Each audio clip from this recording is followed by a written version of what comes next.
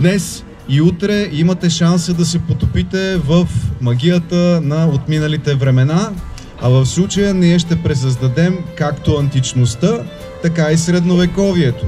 Можете да се забавлявате по много различни начини. Организирали сме различни игри за децата.